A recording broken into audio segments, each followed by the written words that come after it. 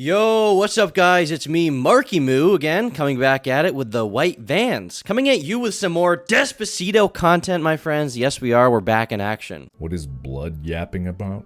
What is blood? Do you not know what blood is? And as always, stay zesty. Are you a little gay? So I'll say this. Today's video is going to be about some celebrities that are in hot water, specifically Danny Masterson, Mila Kunis, and Ashton Kutcher. All three of these people, in case you aren't aware, were on the cast of That 70s Show, a sitcom that ran from 1998 to 2006 and surprisingly took place in the 1920s. Just kidding, it took place in the 1970s. It's a popular show most people have seen, or at least heard of. It was very, very popular in the early 2000s, and members of the cast went on to appear in even bigger roles. Ashton Kutcher played an autistic man with cancer known as Steve Jobs in the movie Jobs. I'm not understanding. Get out. What are you gonna fire me? No! I already fired you! W. Riz, my good friend. W. Riz. Mila Kunis was in Friends with Benefits, Black Swan, and she, of course, played Meg on Family Guy. Now, where was I? Oh, yeah. Dad! Get away from me! Oh, Peter's Fudge, coming to get you! Peter's Fudge, coming to get you! Here comes Peter's Fudge, coming to get you! Oh, in the kitchen, Meg! Topher Grace, meanwhile, was in Spider-Man 3. What are you doing? No!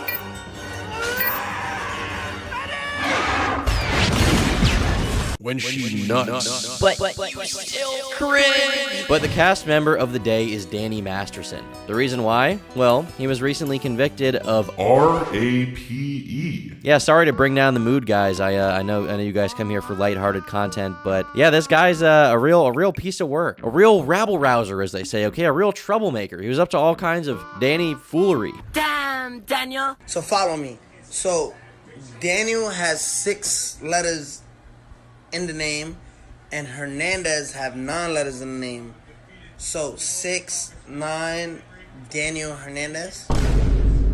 Get it? Danny Masterson has been sentenced to serve 30 years to life in prison for his crimes. And what's more interesting about this case in particular is Masterson's connections. As a member of the Church of Scientology, the prosecutors claim that the church aided him in covering up the crimes and intimidating the witnesses. Prosecutors argued Masterson, 47, had relied on his status as a prominent Scientologist to avoid accountability. Judge Charlene Olmedo allowed the victims of his crimes to read impact statements in court ahead of his sentencing. Prominent former Scientologist and actress Leah Remini attended Thursday's hearing and comforted the women before and after they delivered their statements. "I wish I had reported him earlier to the police," one of the women said. Another woman told Masterson, "I forgive you. Your sickness is no longer mine to bear," according to Reuters. I guess now is probably time to say that this is going to be a pretty dark video in terms of subject material. There's just no avoiding that. So Leah Remini, someone who was just mentioned, the woman who apparently comforted the victims, is actually a former Scientologist, and she's made somewhat of a career for herself talking about Scientology, talking about celebrities involved like Tom Cruise, etc. She did a Joe Rogan appearance where she talked about everything and talked about her docuseries, which for those who don't know, she did a 3-season documentary series. I believe it was on Apple TV about Scientology. So whenever the church is involved, she tends to have something to say. She tends to get involved and, want to be a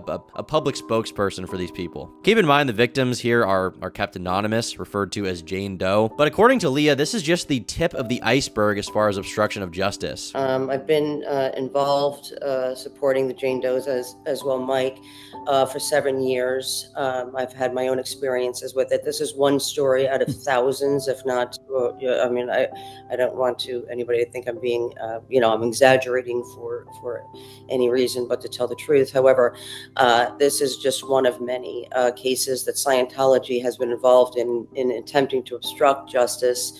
And Mike could also speak to that, but it's the absolute policy of Scientology. And I think they should be held accountable, which is some of the basis of part of the basis of my lawsuit, so that people can come forward, victims can come forward, people are allowed to report crimes concerning Scientologists, Sea Org members, as well as civilian Scientologists. People should not be in fear of retaliation for a multi-billion-dollar organization calling itself a church. For fear of what they do to people. So already this is way bigger than Danny Masterson being a horrible person. The claim here is that this organization, which is home to a lot of celebrities like Tom Cruise, as I mentioned before, John Travolta, Greta Van Susteren, Nancy Cartwright. I mean, a decent list of people here that you guys probably recognize at least by name, if not for their, very famous movie roles. These people are currently members. So as you can imagine, the question is now becoming who knows more about this organization and maybe isn't talking. And that's not a new question. This has been something that's been going on for, over a decade at this point. But right now, the conversation is being ignited once again. Masterson remained silent throughout the hearing. As the judge read his sentence, the maximum penalty allowed, his wife, Ju Phillips, was seen in court breaking down in tears. Masterson was found guilty in May at a retrial after the first jury was unable to reach a verdict in 2022. Following his conviction, Masterson was deemed a flight risk and was taken into prison custody. So this guy is not just being let out. He's not a free man. He's not like, just chilling out, waiting to go into jail. He's already there, and he's probably not getting out for a long time. And I do want to say, a lot of people are taking issue with his wife defending him in court or being sad about the fact that he's going away. But I mean, it's his wife. What do you expect? She may not even know the extent of his crimes. If she has been told, which, I'm sure she has considering she attended the trial, she may not believe it. Who knows what he's telling her in this time? I mean, they've been married for a decade. Obviously, she's going to be in a lot of emotional distress during this. So, I don't know. Getting down her throat is just one thing that feels a little bit unwarranted, unless she was somehow complicit in everything he did and knew. But I have no evidence to believe that, As far as I can tell, they didn't actually meet until 2004, which is a year after the incidents in question took place. That's another interesting thing about this trial. Everything alleged here is actually 20 years old, give or take. I managed to find a pretty helpful timeline from complex.com that goes over all of the events in order. They did a really good job of just going front to back, and it really details to you how long the stuff has been brewing, when it all began way back in the day, and maybe where it's going. While the crimes occurred from 2001 to 2003, the investigation actually began in 2017 when 3 women came forward to the LAPD to accuse Danny. The incidents themselves happened at his home in the Hollywood Hills, and all these people had met Danny through the Church of Scientology. One of them was actually his girlfriend. One of them claims what happened while she was sleeping. Another woman claims it happened while she was passed out, so basically the same thing. And like I said, a third woman was dating him. The response at the time from Danny's representation was the following. We are aware of redacted 16-year-old allegations.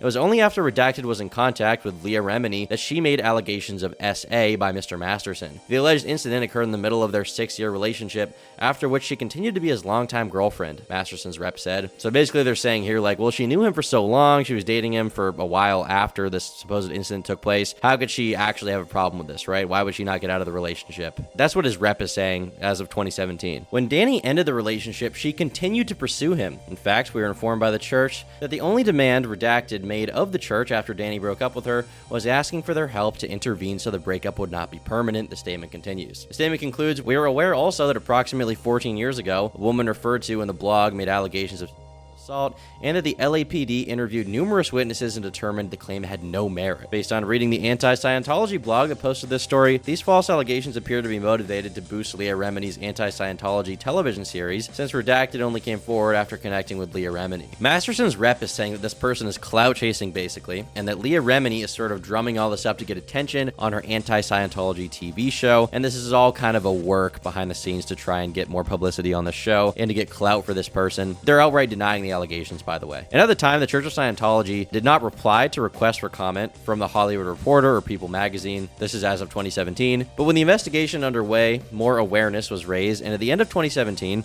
a fourth accuser came forward and accused Masterson of RAPE. That was on November 2nd, and a few days later, two women actually publicly identified themselves as, two of the accusers. Their names are Chrissy Carnell-Bixler and Robette Reales. I think I'm saying their names right. Chrissy Carnell-Bixler appeared on that 70s show with Danny, and she actually dated Danny in the early 2000s. Meanwhile, Robette Reales also dated Danny back in the early 2000s, and she also accused Danny, this time publicly on Twitter. So at this point, we're at several separate accusers who definitely knew this guy, and all of this leads Danny to be fired from his show at the time, which was called The Ranch on Netflix, which he actually was starring in, funnily enough, alongside his old, pal and co-star and, friend and talent or whatever from that 70s show, Ashton Kutcher. After 20 years of representation by his agency, United Talent Agency also cut ties with him.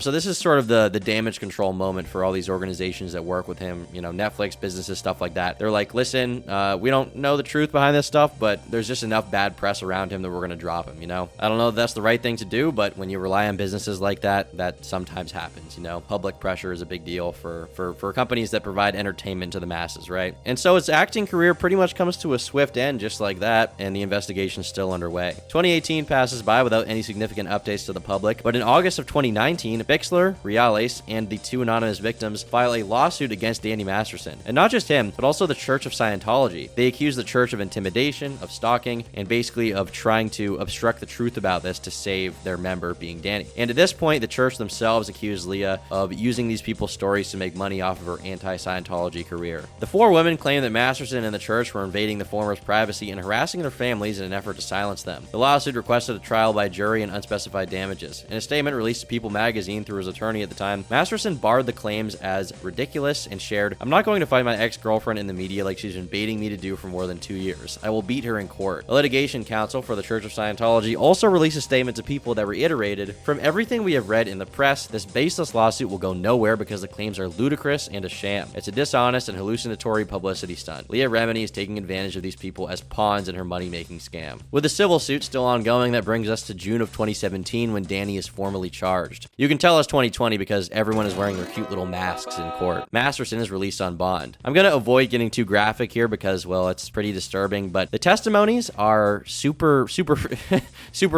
Jane Doe 1 claims she was drugged by Danny in his home and she woke up in the middle of the act. She also claims he dragged her upstairs, made her vomit and shower, and once again, she blacked out and woke up in the middle of the act. She also claims he threatened her with a firearm at one point. Jane Doe 2 claims that basically the same thing happened. The third woman claims to have felt intimidated by his connections in the Church of Scientology's power, which is why she complied with his demands, I guess. And after 3 testimonies, a judge orders that he stand on trial for these crimes. So this is the point when, for lack of a better term, it gets real. Deputy District Attorney Reinhold Mueller took to the stand with a 2-hour and 15-minute opening statement, detailing the victims' testimonies to court. Philip Cohen, Masterson's lawyer, then delivered his statement, which rendered the victims' stories as baseless for lacking photographic evidence and for being inconsistent. Cohen also claimed that cross-contamination had occurred, suggesting that the victims had all spoken to each other before going to the LAPD in 2017. Over the next 2 weeks, the victims returned to the stand to share their testimonies. Jane Doe number 1 further shared that she feared the Church of Scientology's involvement and was worried that the church would go after her 3 children for testifying against Masterson. By the end of November, Masterson's trial ended with a deadlocked jury. Since no unanimous verdict could be reached, a mistrial was called. So it's called a mistrial, and a new trial is set for 2023. This time there's a hung jury on one of the counts, but 2 of them are decided on 100% by the jury. They decide he's guilty, and so as a result, he's sentenced to 30 years to life in prison, and that's the most recent development. Quite a serious sentence, keep in mind. I mean, this guy's not exactly, young. He's not super old, but he's 47 years old right now. If he goes to jail, he's going to be there till he's 77 years old. Dude is gonna rot away, and based on everything I've seen here from the claims made, from what the court decided, I don't really have a problem with that, and I doubt anyone listening at home has a problem with that either. Okay, this guy is definitely deserving of 30 to life. But Danny is someone with a lot of connections in high places, received a lot of support from family and friends, specifically letters of support. In a criminal trial, a letter of support is a message written to the judge, basically saying that whoever is being tried has good character, and they're basically asking the judge to take that into heavy consideration when sentencing someone. Danny Masterson received more than 50 letters of support, which are then handed to the judge, and the judge is supposed to read them, and maybe it can change their ruling. Now keep in mind, when you have an experienced judge like in this case, they've already read hundreds if not thousands of letters of support over their career. It's not really going to emotionally sway them too much, but it is sort of a last-ditch effort to try and convey from people who know whoever's being convicted that they're not that bad of a person. Whether that's the right thing to do or not, I'll let you guys decide in a few minutes, but these are not letters from random people, okay? These are letters from people who knew Danny, family members, co-stars, co-workers, stuff like that. And in this case, the reason that I'm bringing this up specifically is because 2 of the people that wrote those letters are Ashton Kutcher and Mila Kunis. And these letters have gotten them in a lot of okay, they are deep in the pile of cow dung at this point, to the point that they actually felt the need to post like an apology video as if they are YouTubers addressing the public to give their thoughts and concerns, because I guess they were getting a lot of hate on, I don't know, Instagram comment sections or something. We are aware of the pain that has been caused by the character letters that we wrote on behalf of Danny Masterson. We support victims. We have done this historically through our work and will continue to do so in the future. A couple months ago, Danny's family reached out to us and they asked us to write character letters to represent the person that we knew for 25 years so that the judge could take that into full consideration relative to the sentencing. The letters were not written to question the legitimacy of the judicial system or the validity of the jury's ruling. They were intended for the judge to read and not to undermine the testimony of the victims or re-traumatize them in any way. We would never want to do that. and we're sorry if that has taken place. Our heart goes out to every single person who's ever been a victim of sexual assault, sexual abuse, or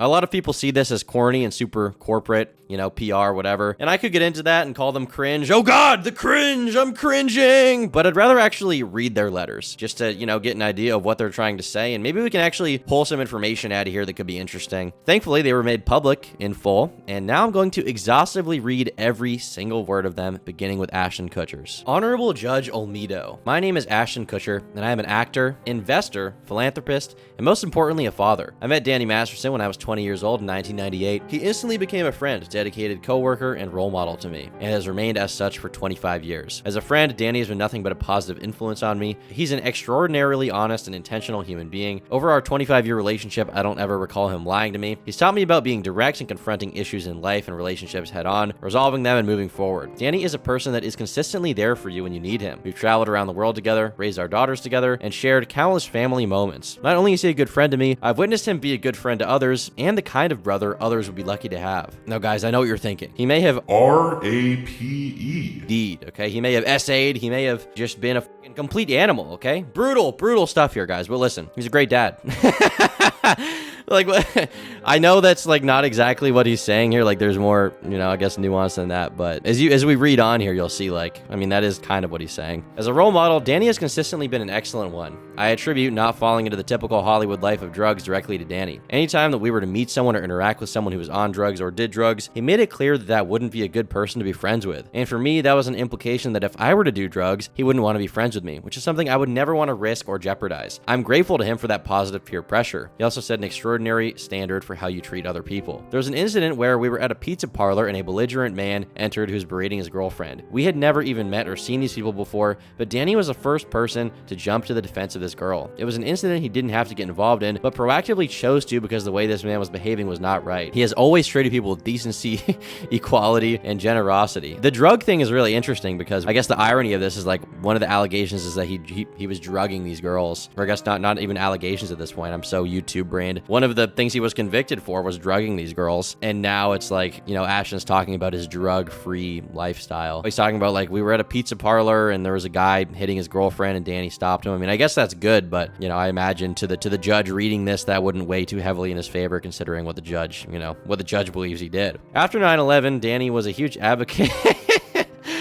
After 9/11, we're knocking on that door. After 9/11, Danny was a huge advocate for support of the firefighters affected by the event, rallying his friends and coworkers to pitch in however they could. Danny had his daughter a year before I had mine. He set a standard of being a hands-on dad. We have spent countless hours together with our kids, and he is among few people that I would trust to be alone with my son or daughter. He's also a dedicated and loyal husband with unwavering commitment to his wife. We have spent hundreds of hours working together. Danny takes his job seriously. He is kind, courteous, and hardworking. He treated everyone from the grips to the teamsters to the actors to the caterers as equals. He showed up on time all the time and always pulled his weight. We have also traveled around the world together promoting our work. I can honestly say that no matter where we were or who we were with, I never saw my friend be anything other than the guy I have described. So he's basically saying he's never seen this guy, at least this is what he's claiming. He's never seen this guy act like a person. He wasn't aware of, anything bad that happened. And in his mind, from everything he's seen, Danny's a good dude. Well, I'm aware that the judgment has been cast as guilty on 2 counts of R-A-P-E by force, and the victims have a great desire for justice. I hope my testament to his character is taken into consideration in sentencing. I do not believe he's an ongoing harm to society, and having his daughter raised without a present father would be a tertiary injustice in and of itself. Thank you for taking the time to read this. So the basic message here is I know he did some really effed up stuff, but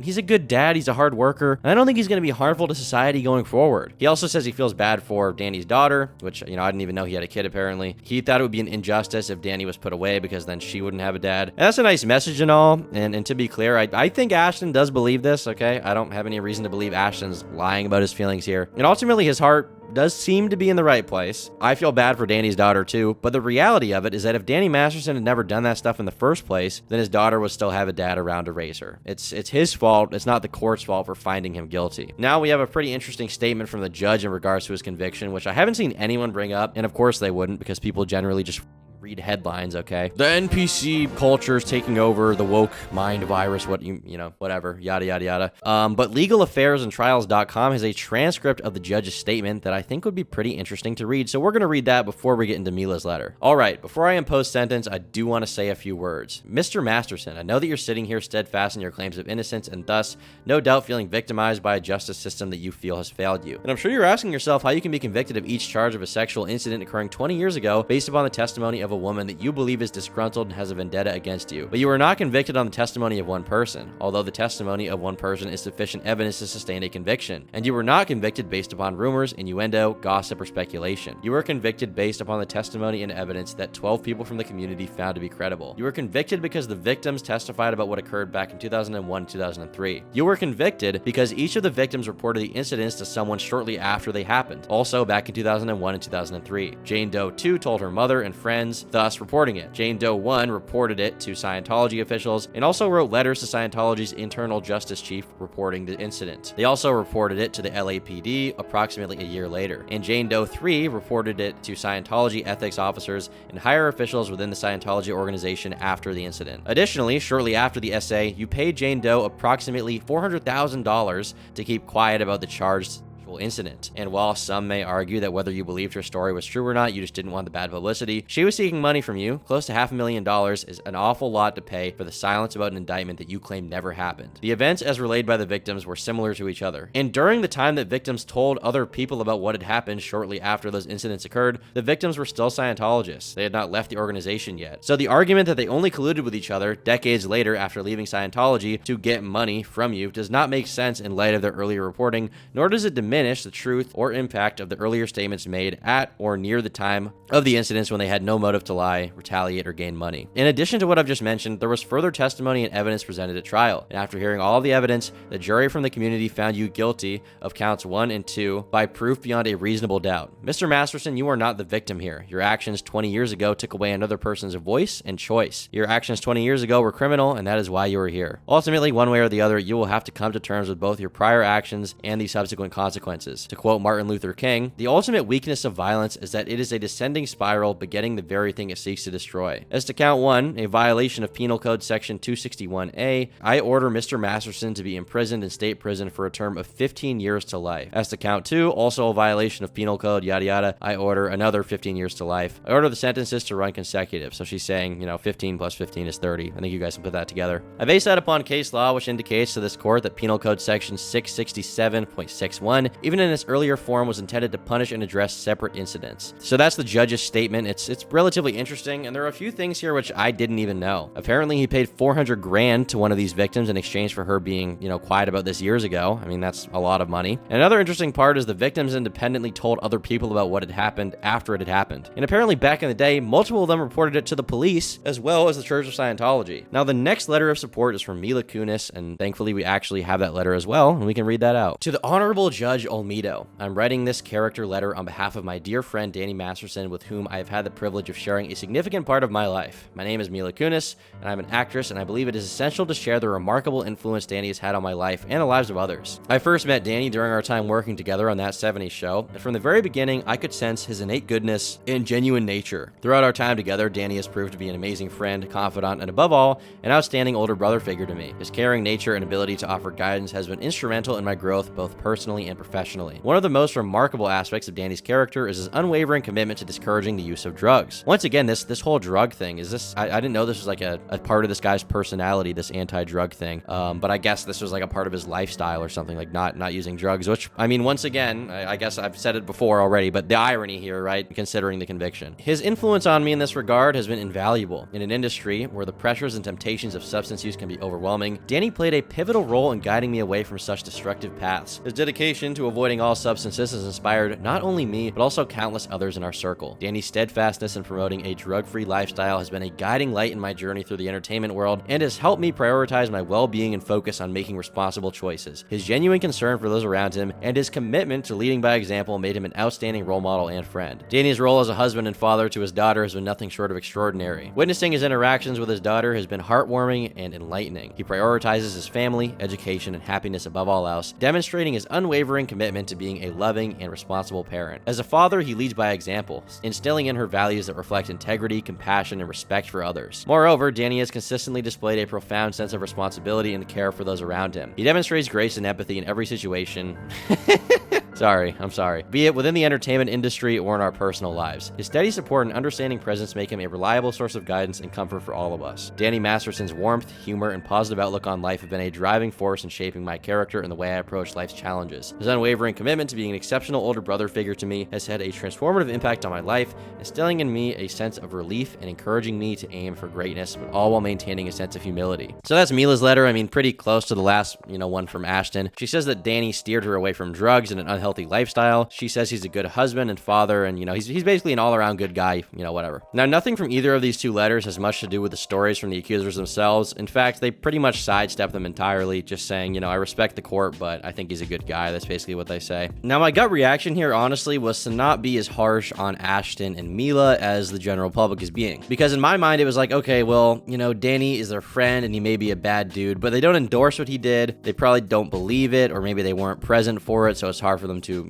imagine their friend doing that. Maybe they're in denial, and maybe we should be more understanding towards their position, especially for Mila, who met this guy when she was 14 years old, has known him her entire life, has been like a big brother figure to her, and now for this to come out about him, maybe she just doesn't believe it. But honestly, after thinking about this more, after reading even more about the trial, and after talking to Nebraska Steve on stream about this, honestly, my opinion changed. Realistically, Mila Kunis and Ashton Kutcher are legal adults. They're completely capable of making their own decisions, and when they wrote those letters, there's no way they didn't know that somehow someone could find out about those letters. They decided to lend their credibility as people to Danny, and while he may be their longtime friend, I would say based on everything from this trial and the fact that he was convicted, they have a responsibility at this point to believe the victims, inform themselves of what happened in this trial, and act accordingly. I mean, this dude is guilty. He's been convicted. He's going to jail. Do they have a responsibility to not write these letters? No. But when they do write them, they lend their credibility to this guy who has just been convicted of RAPE and is going away for 30 years. So the responsibility they do hold is that they are, kind of defending and vying for this guy who's a piece of shit. Like, who's a horrible human being, who's straight up evil. No matter how nice this guy's been to them, no matter how funny he is to act with, no matter how good of a dad he may be. Bottom line is, if you write a letter like this, then you're asking the judge to be lenient on the sentencing of a serial.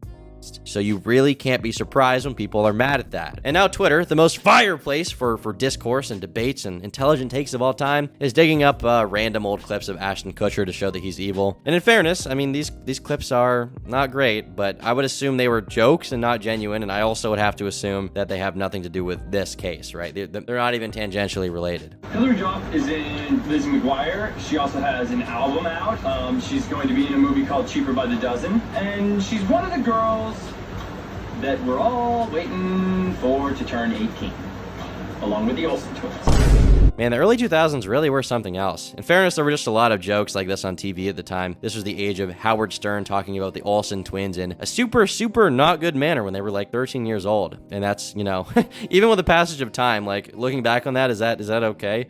No, I don't even think the passage of time makes these comments okay just because it was 20 years ago. It's, it's fine or whatever. I mean, imagine if these girls had heard creepy comments like that in real life, or imagine if they just heard what he said, right? Imagine if they had heard what he said on the air when they were 13 years old. That's horrible. And you guys are probably noticing I'm dancing around what Howard Stern said. I mean, you can look it up. I just don't want to repeat it. But at the same time, I don't think these jokes have any bearing on Ashton and Howard Stern's character today if they were just jokes, which, based on what I've seen, it was done in the pursuit of comedy. Very tasteless comedy, but still comedy. Now, that being said, for this next clip, I don't know how much of this was in the pursuit of comedy versus just, giving people the heebie-jeebies. This is a real slimy one. I believe this clip is what girls refer to as getting the ick, but instead of it making me not attracted to someone, it makes me view them as very slimy and sticky and needing to be strapped to a rocket and shot to Jupiter with Elon Musk. You know what's funny is when she was 14 when we started the show. I was like 19, right? Right. And they're like, okay, you guys are going to be making out in this scene.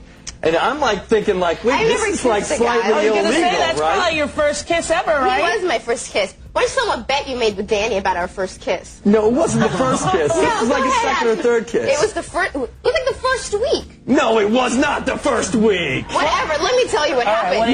Let me tell you what happened. No. Okay, so I've never kissed a guy. So I was so. I mean, Ash was attractive, and I was a 14-year-old little girl, and I was extremely scared for my life. Sure. And he was very nice about it. He was like, "Oh, don't worry." So I was like, "Okay." Then Danny goes and goes, "Do Dude, I'll give you $10 if you French kiss her. What would you stick your tongue in my mouth or some? What? No. For $10. You're making it sound like it was like really. Okay, Dan, we had a little side bet going. Yeah. Like, Which was? It wasn't very as to whether or not, you're kissing on the show or boyfriend and girlfriend. Yeah. You would use tongue, right, Rosie? I mean, you would. It depends what kind of an actor you are, I guess. Absolutely, right? Yeah. So Danny bets me like $20 that I wouldn't do it, and of course I'm like, yeah, sure. What's the deal? And then the cop showed up and you got arrested, pretty much. They should have. But now another situation is being re-examined, okay? People are making conspiracy theories about Ashton's dead girlfriend who was killed by a serial killer, which is not even a joke. Ashton Kutcher dated a girl who was murdered by the Hollywood Ripper. In 2001, Ashton's girlfriend Ashley Ellerin was slain by the Ripper. Real name Michael, however you say that name, was sentenced to death in 2021. Apparently, Ashton's involvement in the case is part of why he was sentenced. The basic story is he goes to her house, sees what he thinks is wine by the front door spilled on the ground, and so he leaves because he assumes she's not home, basically, right? Well, now Chrissy Carnell Bixler is alluding publicly to the story being different than how we know it. And of course, TikTok is talking about it, and the wine moms are in on this one. It's like kind of the same crowd that was invested in the whole Amber Heard Johnny Depp trial, which I feel like that case kind of passed by me entirely somehow. I just like let it go over my head, and I just let my eyes glaze over whenever I heard about it. That's the same kind of people that are really getting into this case. What I'm about to read is very chilling. Chrissy Bixler, who was one of Danny Masterson's victims that accused him of SA, has a message for Ashton Kutcher and Mila Kunis. Chrissy posted this saying, "Dear Ashton, I know the secrets your role model keeps for you. Ones that would end you. Did you forget I was there? You were on the speakerphone that night you called Danny on February 21st, 2001. I heard everything. I heard the plan. In my opinion, you're just as sick as your mentor." February 21st, 2001 was when a former girlfriend of Ashton Kutcher was found. She was found unalive in her home, and Ashton was supposedly picking her up for an event. Ashton had gone to pick her up. He put his hand on the door, so there were his handprints there. He had seen what he thought was spilt wine, and he had left.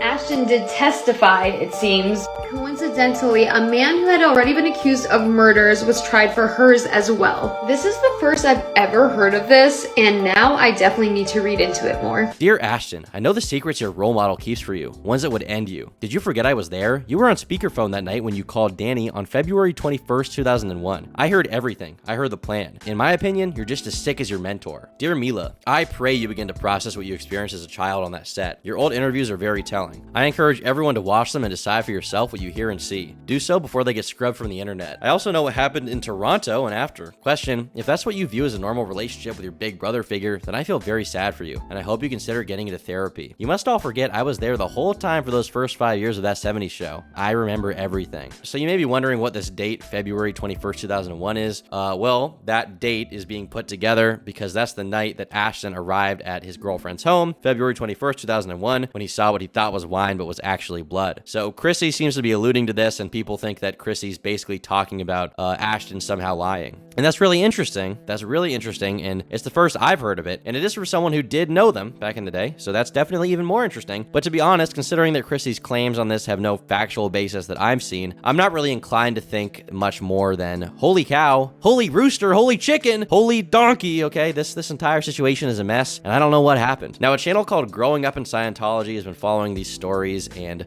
one video on his channel claims that Ashton lied, which allowed the Hollywood Ripper to continue slaying people. He says this pretty boldly. The fact that she says, I was there that night when you called Danny on February 21st, 2001. Uh-oh, what is she talking about? Well, let me show you guys. This was February. So what is that, 7 months ago? There's a video that I published on my channel that the internet has rediscovered overnight. I woke up to discover that this video has been going crazy the last, 12, 18 hours. Ashton Kutcher's lies allowed a murderer to kill again. And as this guy said, he also posted another video specifically going in depth about this topic, and he claims that Ashton actually saw her body and decided not to do anything to try and save his own career. He gives a specific account of this. He claims Ashton called members of his team for advice on what to do, and that his team advised him to not call the police. It should not be known that he was there. He doesn't want to be the one who discovered the body. That 70s show was only a couple years old at this point. Ashton Kutcher was not a household name. They essentially said, this is all you'll be known for. People will think you did it, all this kind of stuff. This will be what people think of when they think of Ashton Kutcher. You don't want that. Go to the party. Go to the party that you were picking Ashley up to take her with you to. Go to the party and then go home.